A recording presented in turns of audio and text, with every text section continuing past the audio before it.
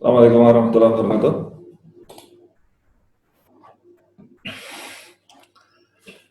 Kita terima kasih teman-teman sudah hadir. Baru ada 5 orang. Untuk biar cukup sampai jam 11 kita mulai aja ya. Saya share screen.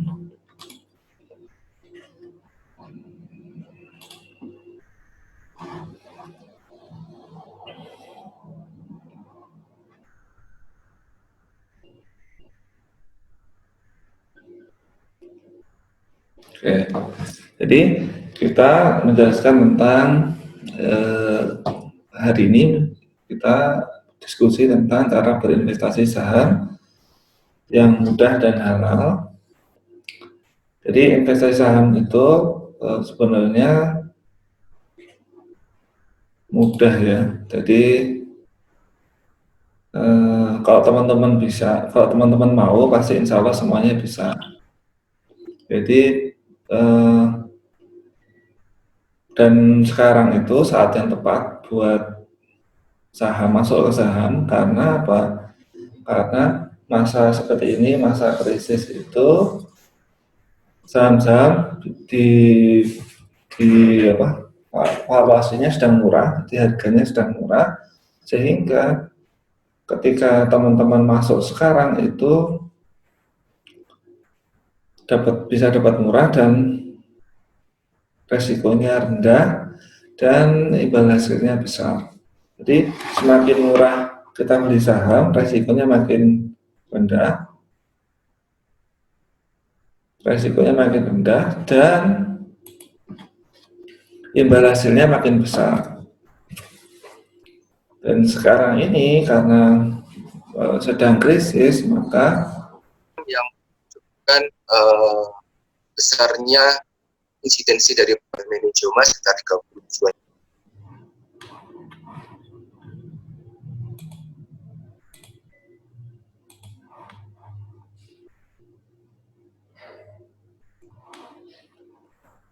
terus kita lanjutkan.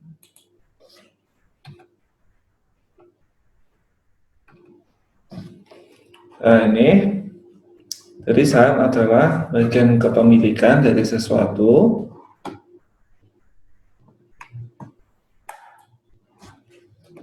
Saham itu bagian kepemilikan dari sesuatu. Dan jadi contoh saham di tanah, jadi tanah 1000 meter persegi itu dibagi 10 saham, masing-masing berarti dapatnya 100 meter persegi kayak gitu. Jadi saham itu bagian kepemilikan dari sesuatu. Nah, saham itu asalnya dari bagian kepemilikan dari perusahaan. Jadi PT itu bagian kepemilikannya namanya saham. Jadi saham di bursa itu adalah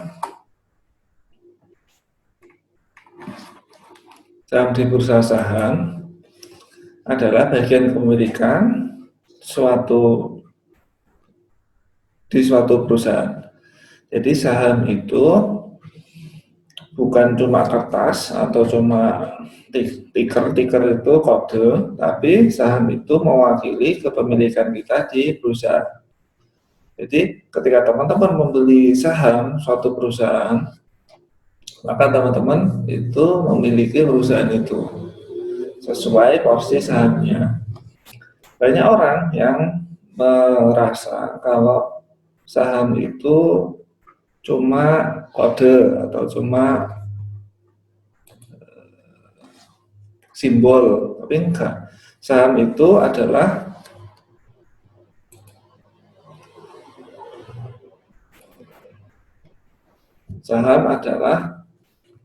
bagian kepemilikan kita pada suatu perusahaan. Nah, saham ini karena bagian kepemilikan bisa juga diaplikasikan ke rumah. Jadi contoh satu rumah dibagi 4, kayak orang yang dapat warisan. kan satu rumahnya dikasih 4. Nah kayak gitu, maka itu saham rumah itu dibagi 4 kayak gitu. Terus gedung, kendaraan, contoh mobil itu bisa dibagi juga ke saham. Jadi saham itu bagian kepemilikan. Yang tentang saham nyata di Netscape itu loh. Terus kita lanjut.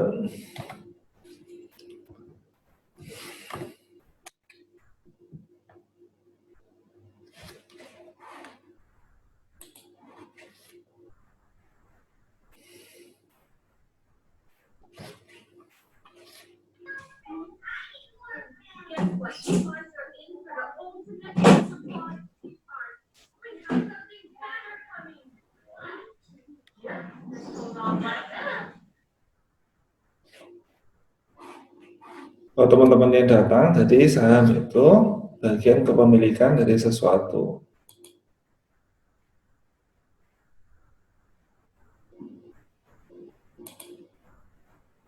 Nah, ini kelebihan investasi saham. Jadi enaknya investasi saham itu ketika kita bedanya dengan investasi lainnya. Di investasi saham, modal triliunan masih bisa tumbuh 30% per tahun masih bisa. Kalau kita contoh bisnis ya, bisnis tergantung ukurannya dan tergantung model bisnisnya, itu biasanya ketika mencapai taraf tertentu contoh 100 miliar gitu sudah nggak bisa tumbuh lagi. Jadi tumbuhnya paling 10%, 5% kayak gitu. Di saham sudah 1 triliun, 10 triliun pun masih bisa tumbuh 30% per tahun. Enaknya di saham seperti itu. Terus kemudian bisa untung sangat besar. Jadi contoh bisa untung lebih dari 100%, dan lebih dari 100% itu biasa. Terus bisa dilakukan di mana saja. Jadi contoh Warren Buffett itu bukan di New York atau Boston, tapi di Omaha. Omaha itu Nebraska, jadi bukan salah satu kota sangat besar di Amerika, tapi bisa malah sukses di Omaha. Terus kemudian halal, jadi nanti kita terangkan caranya. Terus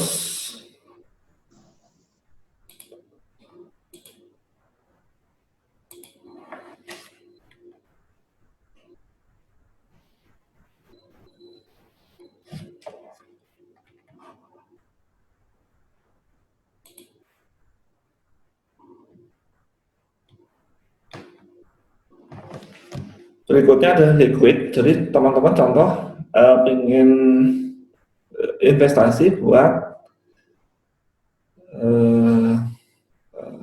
anak ya, atau bikin rumah, atau investasi buat apa ya, sekolah anak. Nah, mau tahu butuh saat itu juga di suatu waktu karena butuh sesuatu terus butuh.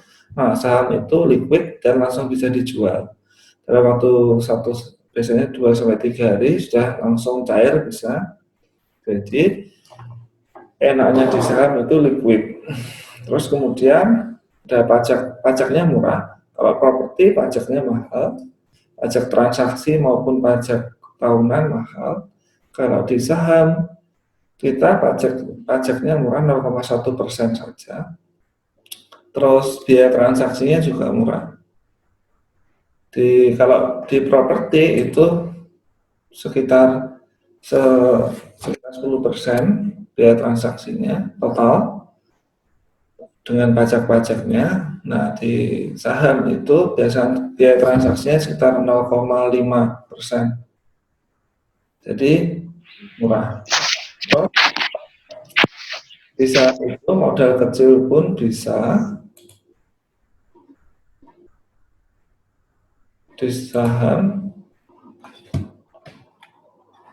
modal kecil pun bisa. Jadi sekarang sudah ada di sekuritas sekarang sudah ada yang biaya minimalnya cuma 10 juta, 100.000 sekarang sudah ada. Terus berikutnya adalah bisa melindungi dari inflasi. Kenapa? Karena ketika saham itu, karena kita membeli perusahaan ya, jadi seperti membeli aset, dan aset berupa perusahaan itu kebal inflasi. Jadi itu kelebihan investasi saham. Terus berikutnya, ini kelemahannya, bisa rugi besar. Jadi ketika teman-teman nanti tidak berspekulasi atau tidak memiliki ilmunya, maka ruginya bisa besar, dan banyak sekali seperti itu. Kalau teman-teman ada masuk di grup Stockbit itu, yang rugi 70%, 80%, banyak sekali. Terus di saham itu banyak penipu. Jadi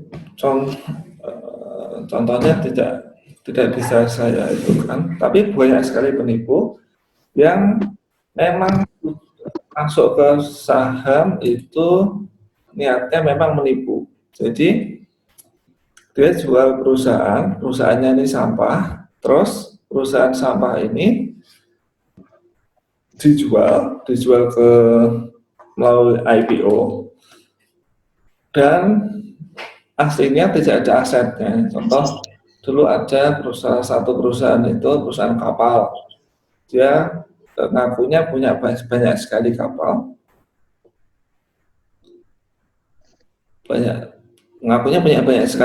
kemudian yang terjadi adalah IPO. Setelah IPO, perusahaan ini terus membuat pengakuan kalau kapal-kapalnya itu kebakar, ada yang kecelakaan kayak gitu. Padahal aslinya memang tidak ada kapalnya. Nah, banyak sekali penipu di bursa saham Indonesia karena perlindungan dari OJK-nya kurang. Jadi OJK-nya tidak melindungi.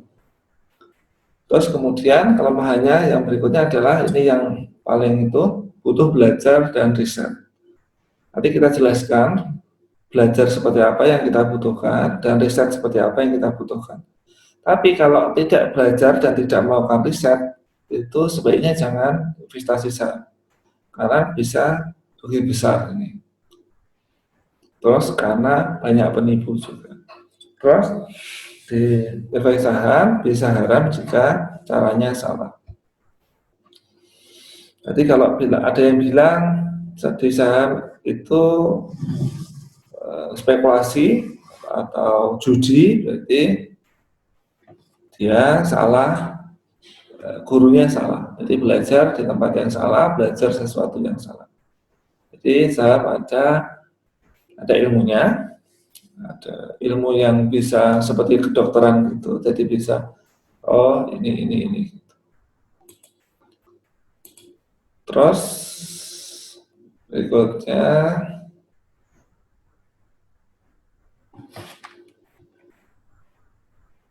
ini cara kerja bursa saham. Jadi sekarang bursa saham Indonesia sudah jauh lebih bagus. Kalau dulu modelnya tidak seperti ini. Mungkin teman-teman ada yang tahu kasusnya Sarijaya Sekuritas. Jadi dulu Sarijaya itu menggelapkan uang dari investor. Itu caranya adalah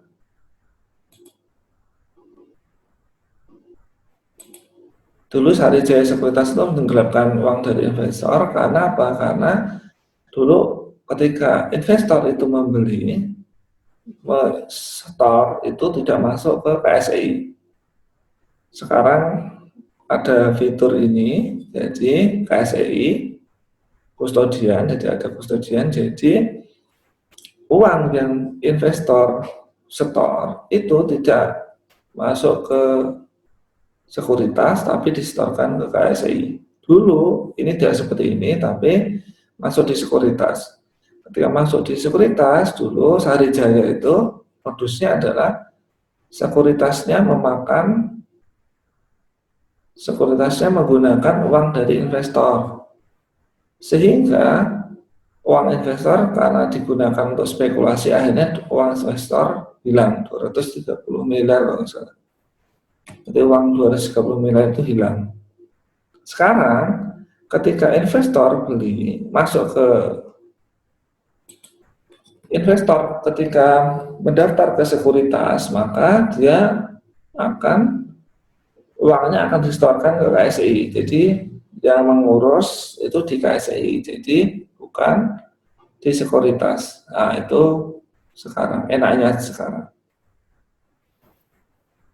Nanti ketika contoh investor jual juga dari KSI juga yang melakukan transaksi dan menyimpan uangnya.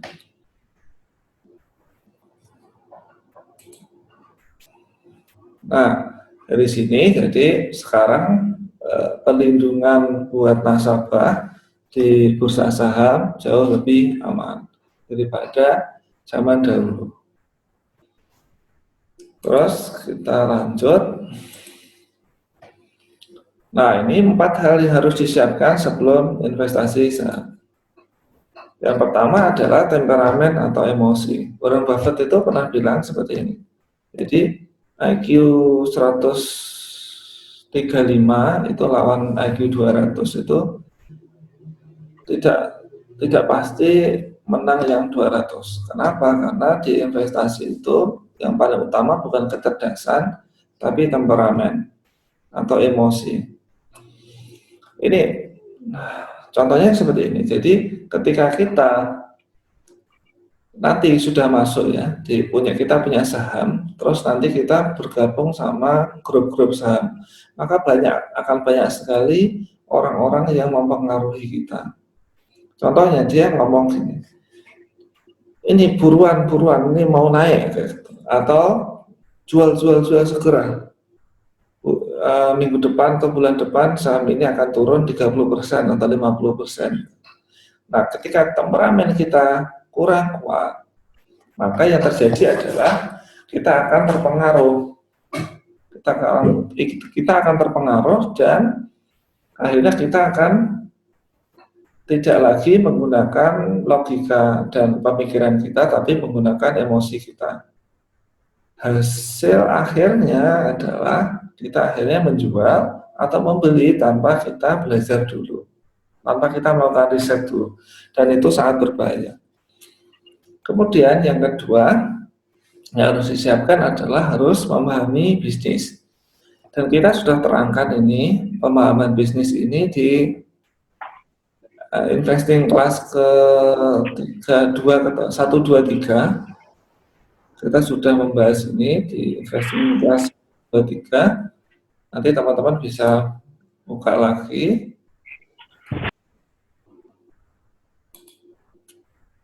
Terus yang ketiga adalah memahami bahasa bisnis. Bahasa bisnis itu akuntansi.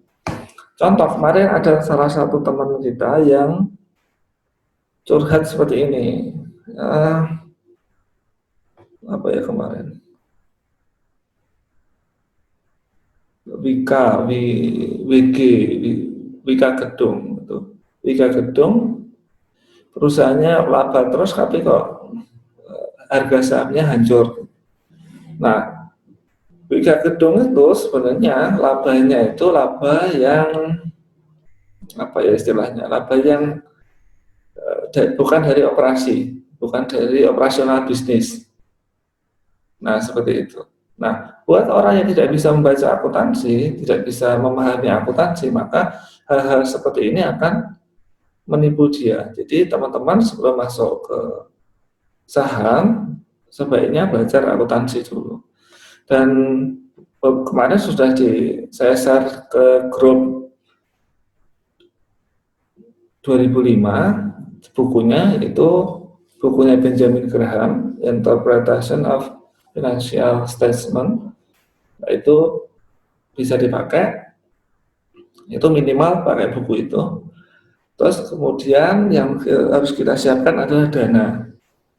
Jadi Jadi investasi itu bisa hilang, karena itu jangan sekali-kali atau diminimalkan untuk memakai dana pinjaman. Karena investasi itu harus sebaiknya memakai dana dingin atau yang tidak dipakai sekitar 3 sampai 5 tahun, minimal 3 tahun tidak dipakai. Terus kemudian ini 4 hal yang harus disiapkan sebelum investasi saham.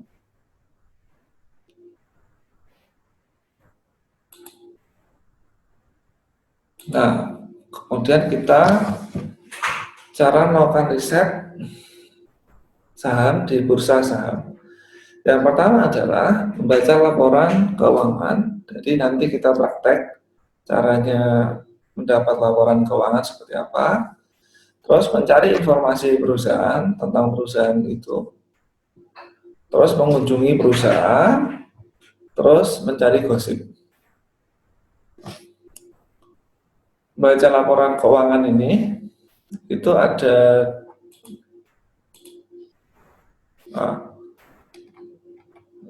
jadi membaca laporan keuangan ini ada 3 yang harus dibaca. Satu, laporan, ada 4 ya.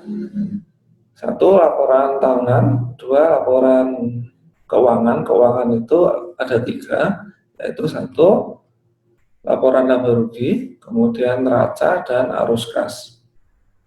Mencari informasi perusahaan ini informasi resmi, jadi di website perusahaan.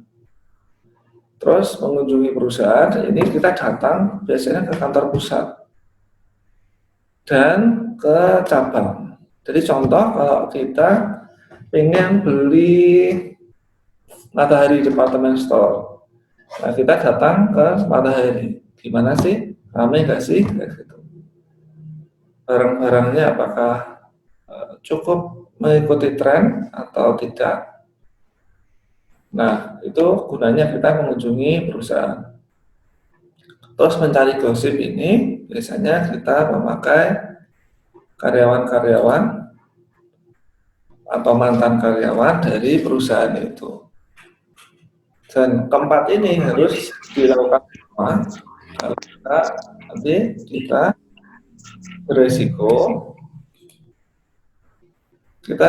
beresiko, bisa ketipu.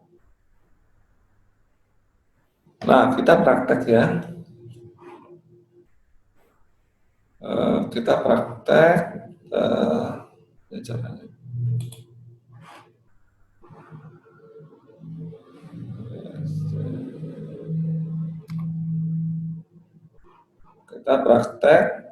cara mencari laporan tahunan dulu.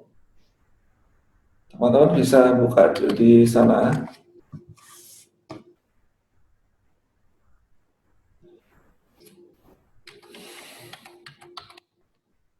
Ini kita buka dari idx.co.id.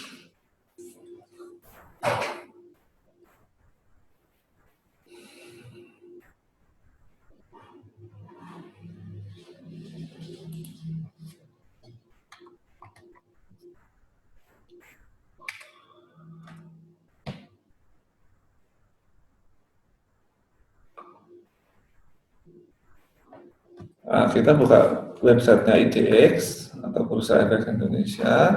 Terus kita lihat laporan keuangan perusahaan tercatat. Ini kita klik laporan keuangannya. Nanti kita akan ketemu seperti ini. Nah, teman-teman bisa masukkan contoh ini yang paling gampang Unilever aja. Tapi di Unilever ini sedang kemahalan ya, jadi jangan dibeli. Unilever sahamnya masih kemahalan, jadi jangan dibeli. Nah, ini kalau teman-teman pengen laporan tahunan, maka itu adalah diklik adalah laporan tahunan, terus tahunnya ditentukan. Kalau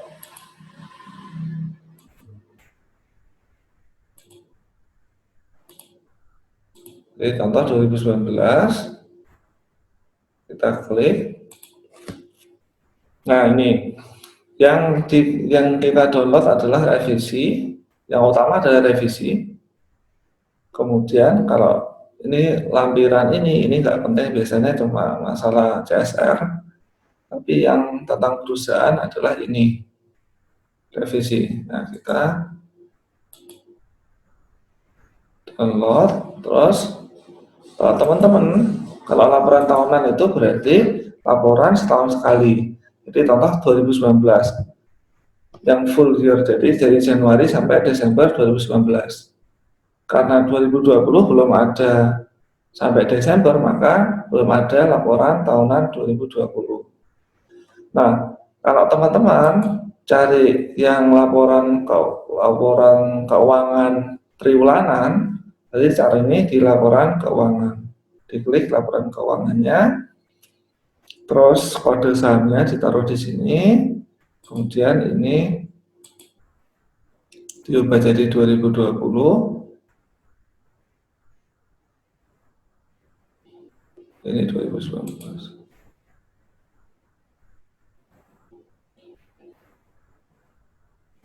Terus ini di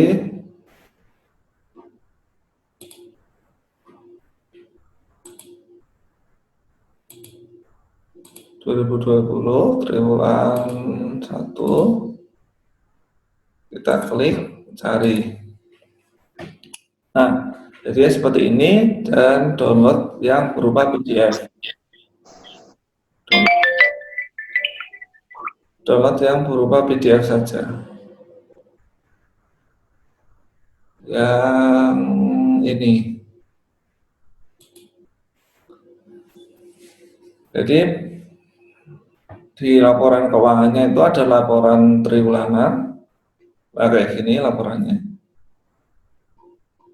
Ini laporan posisi keuangan interim sementara 31 Maret, berarti kuartal 1 atau triwulan 1. Nah, bentuknya seperti ini. Ini namanya neraca. Ada aset, terus liabilitas itu kewajiban, terus ekuitas. Ini neraca, kemudian ini laporan laba rugi. Ini namanya laporan laba rugi. Ini laporan ekuitas, perubahan ekuitas. Ini arus kas. Nah, dari ketiga ini semua ini penting. Kenapa? Nanti dari contoh ya, kemarin ada perusahaan namanya HKMU, itu di laporan laba ruginya laba besar, tapi di laporan arus kasnya negatif. Dan ini berarti ada tanda bahaya. Nah, teman-teman harus membaca ini. Terus biasanya di sini ini nanti ada beban-beban yang tidak normal atau ada penggelembungan offset. Seperti itu, mode-modenya macam-macam. Harusnya kalau di Amerika itu kayak gini, perusahaan-perusahaan yang menipu itu langsung akan ditindak oleh SEC atau OJK-nya di Amerika, tapi di Indonesia fungsi itu belum bagus. Nah, di laporan keuangan ini di bawahnya ada catatan atas laporan keuangan. Ini catatan atas laporan keuangan. Ini dibaca. Jadi teman-teman ketika penjelasannya dari laporan keuangan tadi ada di sini, catatan atas laporan keuangan. Nah, ini dibaca semua, enggak perlu semua sih, dibaca yang tidak, yang istilahnya apa ya, yang masih belum jelas di laporannya, laporan di atas tadi itu dibaca di catatan ini. Jadi contoh, kok ada biaya ini besar atau utang ini besar, nah, nanti dibaca di ini. Nah, Warren Buffett itu sehari itu kayak gini membaca sekitar 1000 halaman per hari. Jadi bacanya banyak.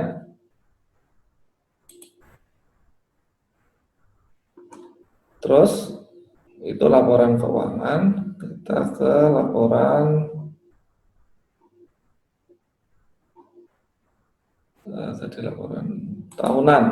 Nah, bentuk laporan tahunan seperti ini.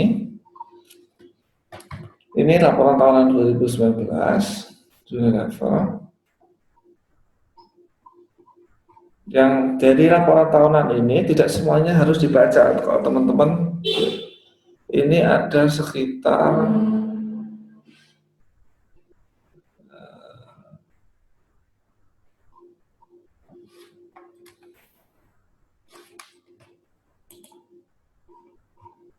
ini ada sekitar biasanya sekitar 500 halaman dan itu tidak semuanya harus dibaca. Jadi teman-teman baca yang ikhtisar keuangan, terus analisa manajemen, laporan manajemen, analisa manajemen, dan laporan keuangannya. Jadi di setiap ini itu ada apa namanya? Ada laporan keuangannya yang full year. Itu dari website IDX, kemudian kita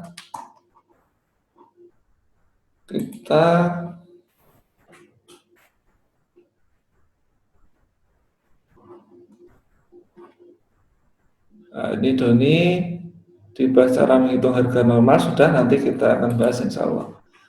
Nah, setelah itu kita bisa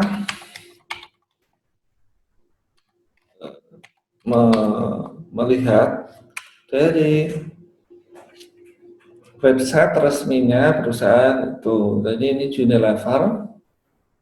Nah, jadi ini sebaiknya dibaca semua. Ini tentang kayak gini, tentang kami ada banyak gini. Nah, ini brand kami ini dilihat, dibaca semua. Nah, ini yang penting ada di sini. Ini contoh, ini anggaran dasar, prospektus, ini bisa dibaca semua. Publikasi, ini dibaca semua. Kemudian yang berikutnya tadi, kita lanjut. Kunjungi perusahaan dan mencari gosip. Nah, yang paling penting biasanya yang tidak teman-teman dilewatkan adalah mencari gosip. Jadi gosip ini penting sekali. Contoh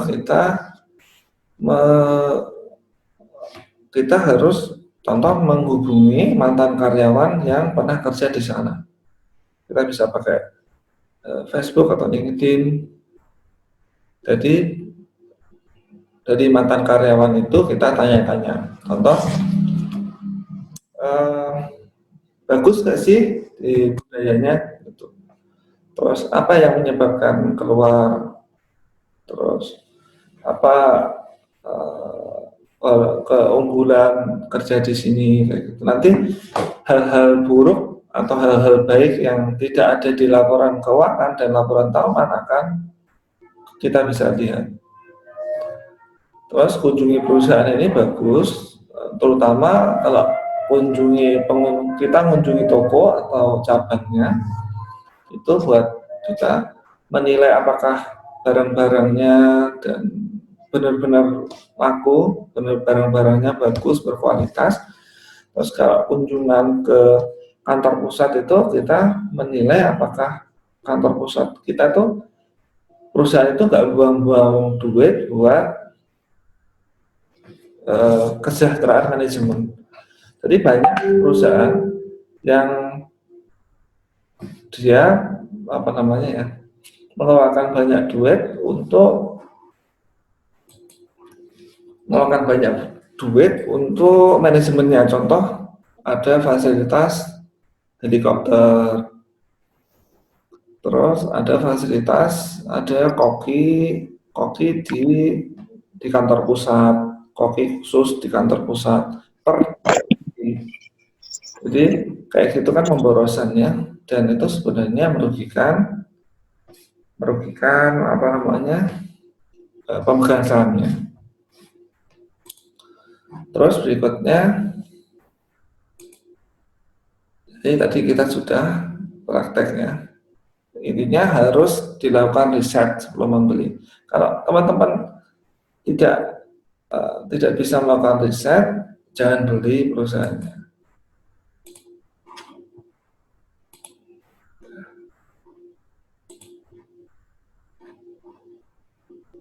Kemudian,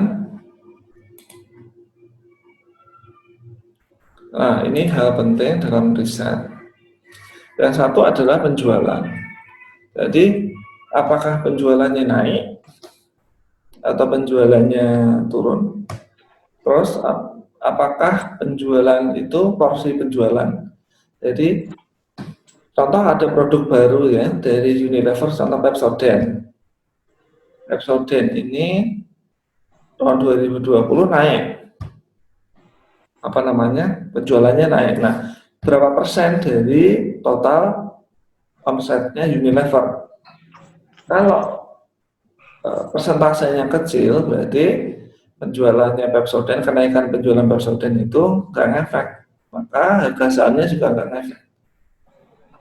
Terus kemudian laba bersih ini kita cari yang tumbuh terus. Mungkin setahun 2 tahun turun nggak masalah, yang penting dalam jangka panjang naik terus. Dan sebenarnya harga saham itu akan seimbang dengan laba bersih. Kalau laba bersihnya turun, maka harga sahamnya juga turun. Jadi ini yang paling penting. Kemudian posisi kas, kenapa kok penting? Karena harga saham itu tidak mungkin lebih rendah daripada posisi kas per saham.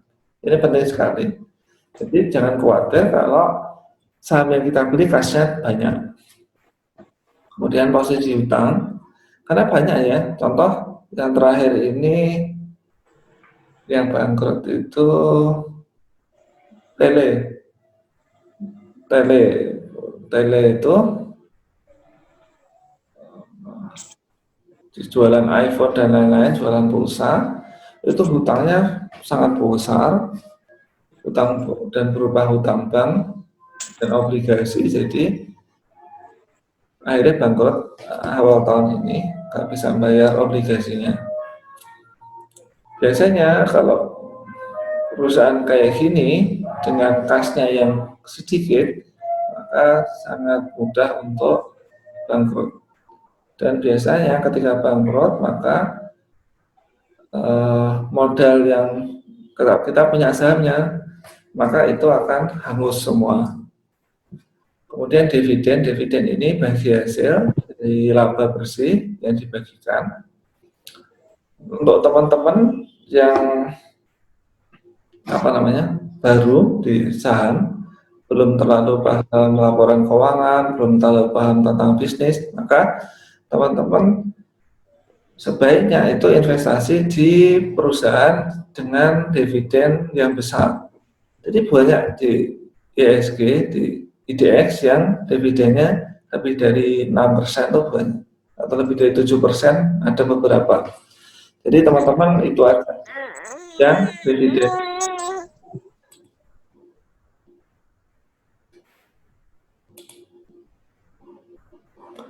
Terus berikutnya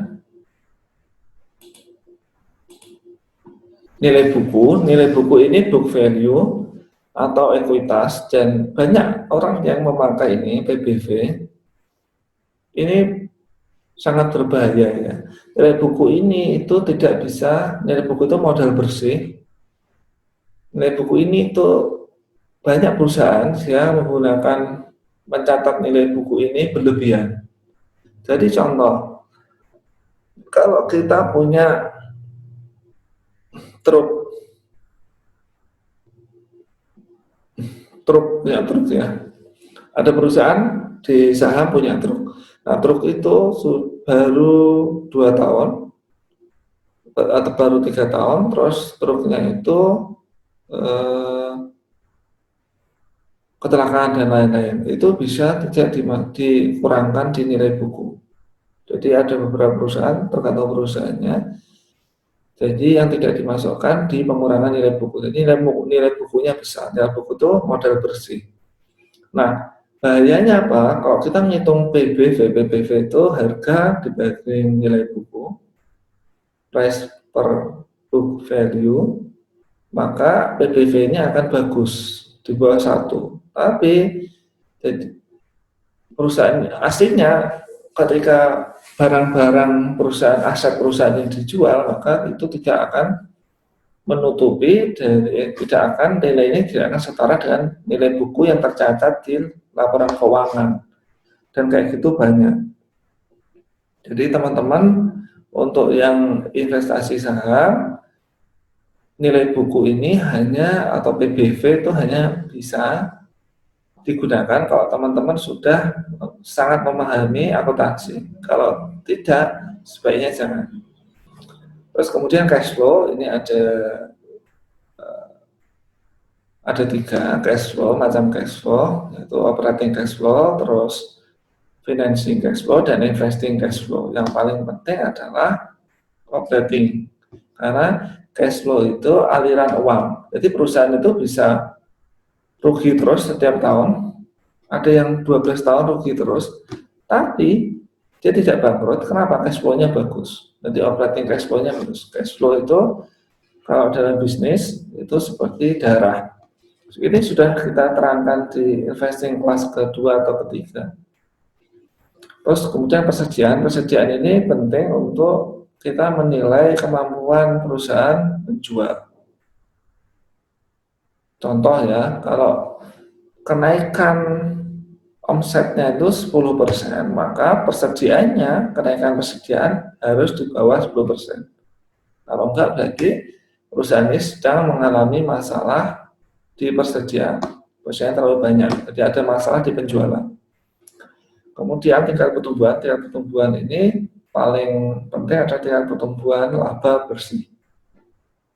Kemudian manajemen. Nah, manajemen ini sering dilewatkan. Kenapa? Karena susah untuk dinilai. Tapi yang paling gampang adalah kita mengukur antara apa yang diucapkan manajemen dan faktanya. Jadi dari situ maka kita akan mendapat manajemen ini tidak jujur.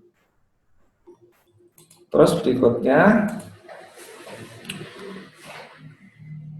setelah kita membaca melakukan riset tadi, kita membagi perusahaan jadi beberapa golongan. Pertama, perusahaan sampah. Sampah ini di ISG, di IDX banyak sekali saham seperti ini, saham sampah yang bisa karena sahamnya memang di IPO untuk menipu, bisa. Terus ada juga saham perusahaan yang labanya turun terus, contohnya Keras atau Garuda Indonesia, kayak gitu. Dan banyak sekali, ada ratusan perusahaan sampah di IDX. Nah, ini langsung kita golongkan ke sampah dan tidak usah kita baca-baca lagi. Kemudian berikutnya saham turnaround ini contoh perusahaan ada masalah temporer, tapi ya bukan masalah berat tentang model bisnisnya kayak gitu. Jadi masalah temporer, contoh hutang kayak gitu. Terus berikutnya aset tersembunyi. Aset tersembunyi ini perusahaan yang contoh dia ekuitasnya tercatat itu 100 miliar, tapi dia punya tanah yang aslinya itu kalau dijual 500 miliar. Di DX ada yang seperti itu. Nah, ketika kita membeli ini, nanti pasar tanah ini dijual, maka kita akan dapat 500 miliar itu. Nanti biasanya dibagi dividen. Jadi kita akan dapat bagian dari aset tersembunyi itu. Terus kemudian cyclical itu saham yang bersiklus. Bersiklus ini maksudnya adalah sahamnya itu naik turun tergantung harga. Contoh komoditas komoditas batu bara, emas, terus apa itu, nikel kayak gitu, kertas, mobil, itu kan cyclical, properti cyclical. Nah, dari perusahaan-perusahaan ini biasanya kita bisa untung lebih dari 100% atau bahkan 200%, 300% mudah. Kemudian ada perusahaan tumbuh cepat, tumbuh sedang, tumbuh lambat. Nah, tumbuh cepat ini 20-30% per tahun tumbuhnya, laba bersih. Tumbuh sedang itu tumbuh 10-20, tumbuh lambat itu sekitar 5-10%. Nah, tumbuh cepat ini yang biasanya menghasilkan sangat banyak itu, menghasilkan lebih dari 100% itu tumbuh cepat, cyclical, turnaround. Kalau teman-teman baru di saham, tidak terlalu menguasai akuntansi, sebaiknya teman-teman belinya yang ini, tumbuh lambat dan tumbuh sedang, karena aman. Tumbuh sedang ini contoh Unilever, itu tumbuh sedang, jadi tumbuhnya sekitar 10%, naik terus, tapi laba bersihnya naik terus. Produknya terkenal kayak Unilever, Astra, apa lagi ya, BRI, nah, itu tumbuh sedang. Nah, BCA itu tumbuh cepat. Nah, ini contohnya rokok, apa itu, HM Sampurna, itu tumbuh sedang. Nah, tumbuh lambat contohnya apa tuh namanya, banyak, ini intinya banyak yang bagi dividen, bagi dividen besar, contohnya apa itu yang listrik, lupa kodenya, intinya biasanya di utilitas itu perusahaan listrik, biasanya di sini. Telkom yang lagi di sini, tumbuh lambat. Terus kemudian, nah jadi teman-teman ini kalau awal-awal di sini, tapi kalau teman-teman itu sudah lebih ahli nanti baru yang lain. Nah, ini psikologi. Dari sini mungkin ada pertanyaan mungkin sebelum kita masuk ke psikologi.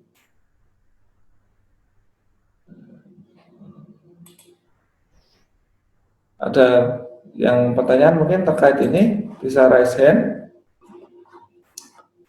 Sampai sekarang terkait materi yang sudah kita kasih, bisa ngechat dulu. Kalau nggak ada, kita lanjut. Nah, ini yang paling penting tadi, hal yang paling penting itu malah temperamen atau emosi. Jadi psikologi investor itu sangat penting.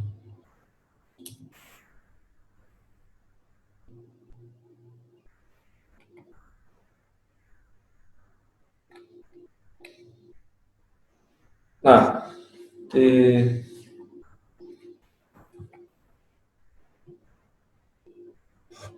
saham itu Pak Benjamin Graham atau Bapak saham internasional itu mengenakan Mr. Market itu alegori ya, jadi seseorang yang emosinya terganggu. Jadi Mr. Market ini suka melebih-lebihkan yang terjadi di pasar. Terus ini penyebab naik tinggi dan turun tajamnya saham. Jadi Mr. Market itu contoh gini, kita investasi saham suatu perusahaan ya, terus sahamnya gak ada kenapa-kenapa, harganya turun terus sampai 50%. Nah kayak gitu, itu digerakkan oleh Mr. Market. Contoh kemarin Maret itu saham turun sampai lebih dari 30%, 38%. Itu adalah karena Mr. Market terlalu takut. Nah gitu, jadi Mr. Market ini ketika emosinya itu terganggu, jadi suka melebih-lebihkan yang terjadi. Contoh kemarin COVID ya, terus gara-gara pandemi oleh WHO langsung harga-harga saham langsung hancur sampai 38%. Nah itu malah kita harusnya beli. Jadi teman-teman harus memahami ini agar teman-teman bisa bertahan ketika ada crash atau ada sesuatu di pasar saham. Nah sekarang ini banyak yang ngompor-ngompori untuk membeli saham di kondisi sekarang. Jadi ayo nanti telat. Kalau menurut saya sebaiknya jangan dulu karena masih ada kemungkinan beberapa bulan lagi masih bisa terjadi crash. Jadi jangan masuk dulu. Tapi kalau sudah masuk bulan Maret, sekarang malah bisa dijual. Tapi kalau belum masuk sekarang ini nanti bisa turun lagi ketika semua negara sudah mengumumkan resesi atau depresi malah. Jadi Mr. Market ini yang ini adalah sosok yang mewakili kegilaan di pasar saham.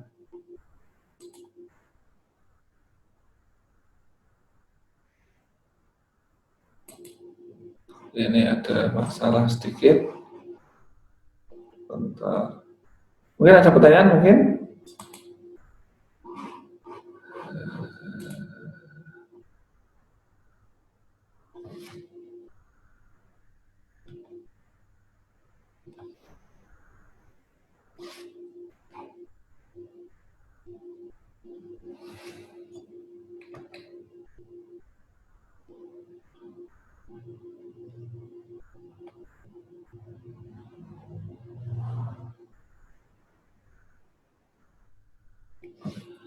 Jadi itu Mr. Market, kemudian kita ke floating loss. Floating loss itu harga turun.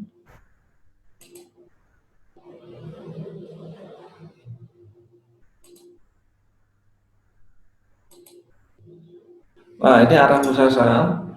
Jadi kenaikan atau penurunan bursa itu tidak penting selama saham yang kita pegang bagus. Di tahun 1978 sampai 1979 sampai 1982 itu Amerika mengalami krisis. Bursa saham hancur, penurunannya sampai lebih dari 40%. Tapi saham-saham yang bagus tetap naik. Jadi ini perusahaan-perusahaan yang bagus tetap naik. Sahamnya tetap naik. Jadi teman-teman fokusnya harusnya ke perusahaan, bukan ke bursa saham. Jadi kenaikan atau penurunan bursa itu tidak penting selama perusahaan yang sahamnya kita pegang itu bagus. Selama contoh ini yang crash ini ya, karena COVID crash ini itu kalau kita megang perusahaannya yang perusahaan pasti tumbuh, maka malah harga sahamnya bukannya turun malah naik. Contohnya Ice Hardware itu kan sudah kembali normal kayak situ. Jadi yang penting bukan bursa sahamnya, tapi perusahaan apa yang kita pegang. Terus arah bursa saham dan pergerakan saham dalam jangka pendek tidak bisa diramalkan. Contoh, banyak yang pakai technical terus meramal besok kayak gitu. Jadi buruknya peramalan seperti ini adalah ketika contoh diramalkan dari grafiknya besok akan turun atau akan naik, itu grafik ini itu bisa batal kalau ada orang yang melakukan sebaliknya. Contoh, ada fund itu organisasi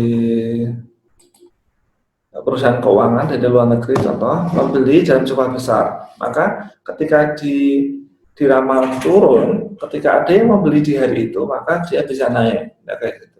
Jadi tidak ada yang bisa meramalkan secara pasti. Jadi mungkin tebakan ya, 1-2 mungkin bisa naik, tapi kalau disuruh 100% tentu saja nggak bisa, karena tidak akan ada yang bisa meramal pasar saham.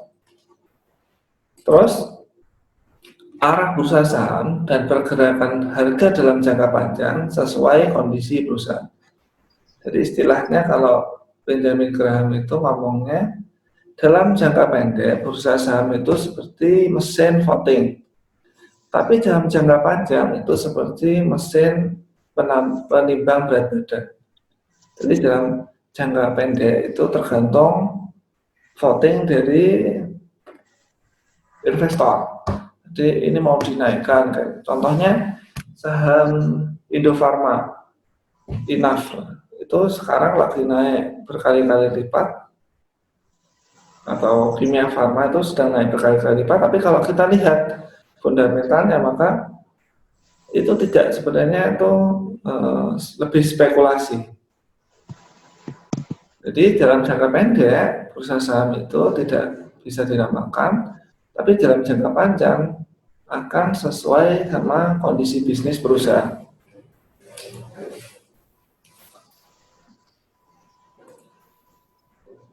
Terus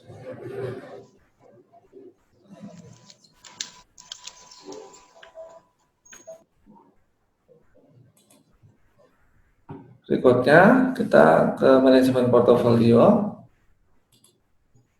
Nah, berapa sih saham yang teman-teman harus punya biar terdiversifikasi? Jadi contoh, kalau kita punya cuma satu saham itu turun, perusahaannya terus kenapa karena COVID, terus perusahaan itu contoh bangkrut ya, maka kita akan kehilangan seluruh investasi kita. Maka kita harus nggak boleh cuma beli satu di saham, jadi kita harus belinya lebih dari satu. Nah, berapa yang tepat? Jadi berdasarkan penelitian itu yang tepat adalah minimal itu 5, kemudian maksimalnya sekitar 20-25. Setelah itu maka diversifikasi, jadi penambahan jumlah saham yang kita beli itu tidak membuat saham investasi kita itu terlindungi, tapi malah menurunkan imbal hasil. Kenapa waktu itu? Contoh, kita punya 5 saham ya. Dari 5 saham itu 1 bangkrut, maka kita kehilangan 20%. Terus 20% berikutnya itu naik 5 kali lipat. Maka kita jadi punya 180% dari nilai awal kita. Ya, kayak gitu. Jadi kita kehilangan 20%, tapi yang 20% tumbuh 5 kali lipat, jadi nggak masalah. Tapi kalau kita itu terlalu banyak, contoh kita punya 100 saham, kita punya duit 1 miliar, terus kita belikan 100 saham masing-masing 10 juta. Maka ketika ada yang naik 10 kali lipat, itu cuma dalam portofolio kita total itu cuma naik 10%. Kayak gitu. Jadi sebaiknya kita isi dari portofolio kita itu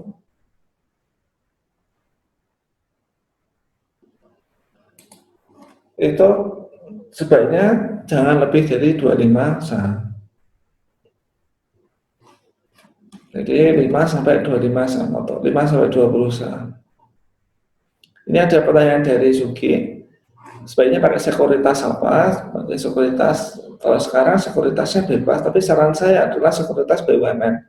Ketika terjadi masalah dengan sekuritas itu, kalau BUMN, maka kita akan lebih terlindungi daripada kalau sekuritas itu swasta.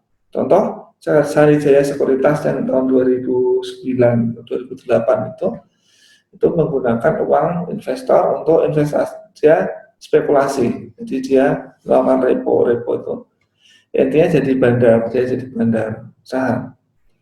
Jadi biar nggak kayak gitu, maka kita milih sekuritas yang BUMN saja. Terus candlestick itu kan pakai grafik ya. Jadi kalau menurut Warren Buffett itu sebaiknya kita tidak usah belajar candle-candlean, tidak usah belajar grafik-grafikan, tapi kita belajar investasi saham itu, kita belajar fundamental dari perusahaan itu.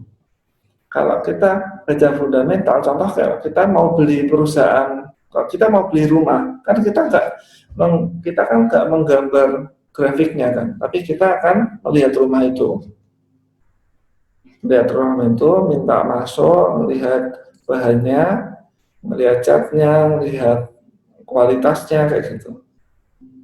Nah seperti itu sebenarnya gunanya riset adalah seperti itu. Jadi kita tahu benar-benar kualitas dari perusahaan itu atau kualitas dari rumah itu kalau kita mau beli rumah.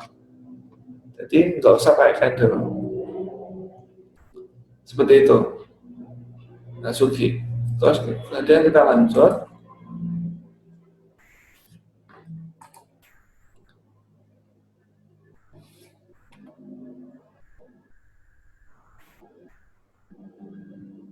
Ini manajemen uang. Jadi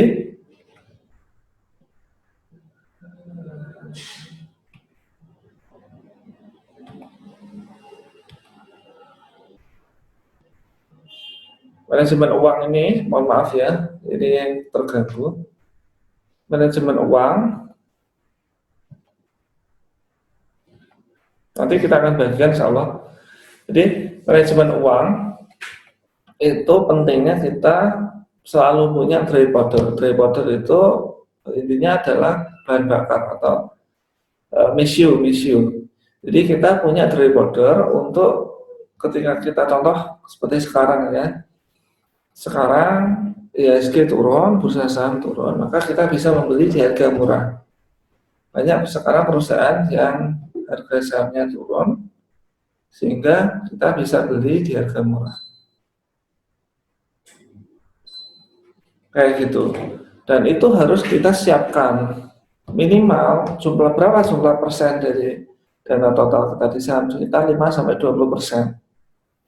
Kalau di bawah itu totalnya 1% ya gitu, maka ketika ada peluang maka kita tidak bisa masuk ke saham dengan uang sekecil itu. Jadi 5-20%.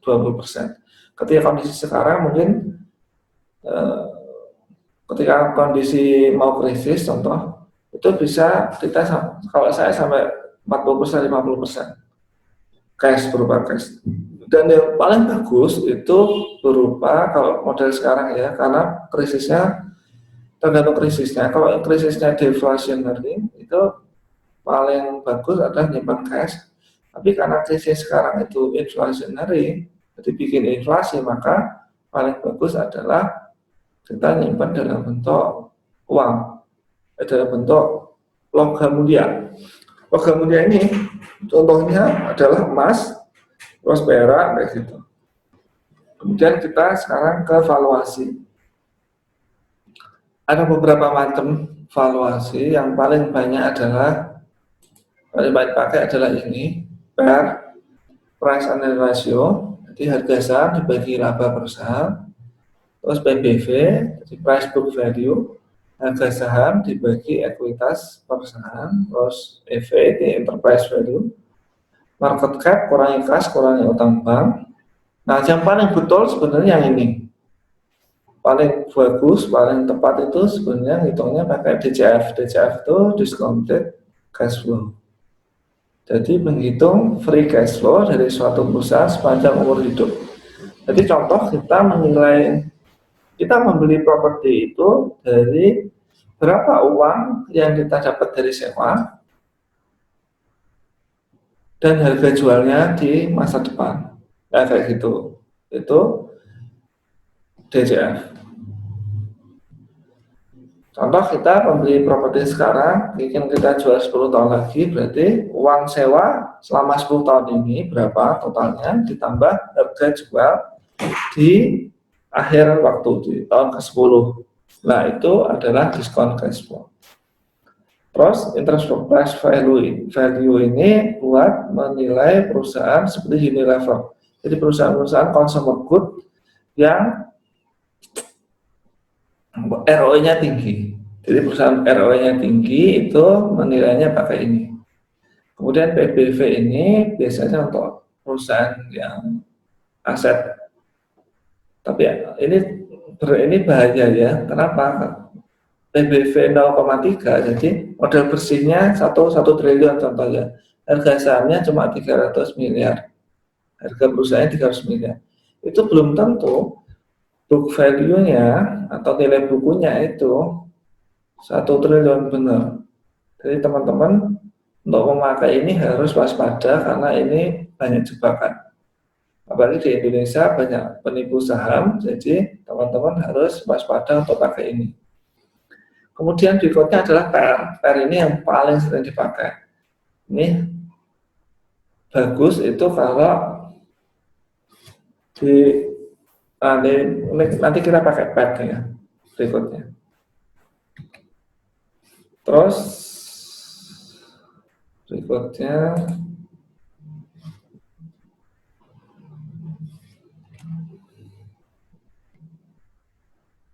ini yang PET.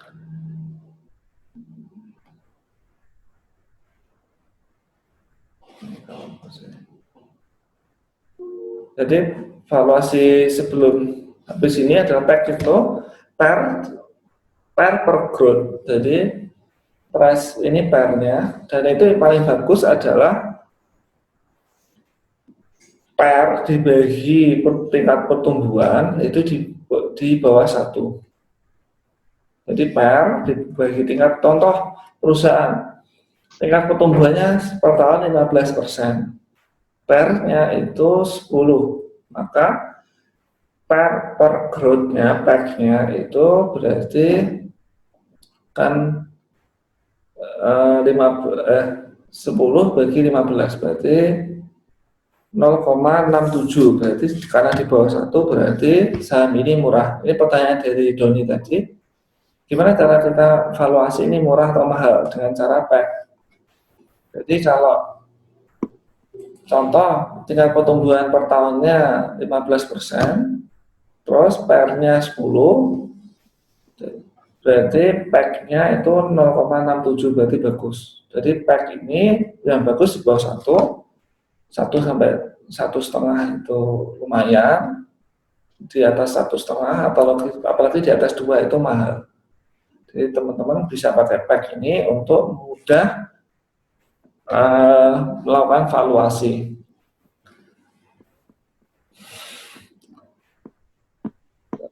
Terus berikutnya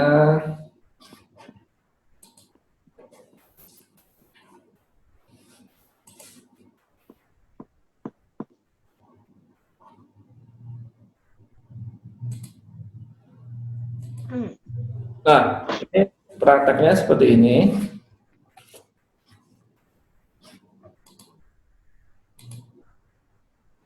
Jadi pertama, teman-teman cari data untuk riset. Kemudian teman-teman melakukan riset.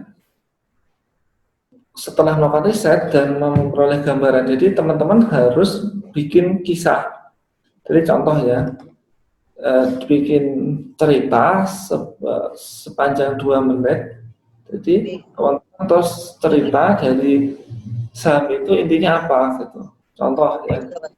Unilever itu perusahaan yang matur, yang sudah sangat terkenal di Indonesia, terus ROE-nya tinggi, tapi tingkat pertumbuhannya rendah. Dan tingkat pertumbuhannya bisa dibilang sedang. Tingkat pertumbuhannya sedang. Jadi perusahaan Unilever ini masuk yang tumbuh sedang. Kayak gitu. Perusahaan Unilever ini PR-nya tinggi karena lebih dari 50. Jadi teman-teman tidak mau membeli sahamnya dulu kayak gitu. Jadi ada kisahnya. Setelah kita melakukan riset, maka kita harus membangun kisah itu. Dari per perusahaan kita bangun kisah. Kalau saya biasanya saya tulis di buku gitu, ini kisahnya apa? Tahun ini kisahnya apa? Jadi seperti itu. Nah, setelah kita membeli saham, kita cek fundamental saham dari laporan keuangan dan laporan tahunan tadi minimal setiap kuartal. Jadi teman-teman ketika ada berita kalau Unilever ya, maka kita mengikuti terus Unilever itu mulai dari awal sampai akhir. Jadi sampai kita jual sahamnya. Jadi setiap kuartal harus kita cek kayak gitu. Itu materinya. Mungkin ada pertanyaan mungkin.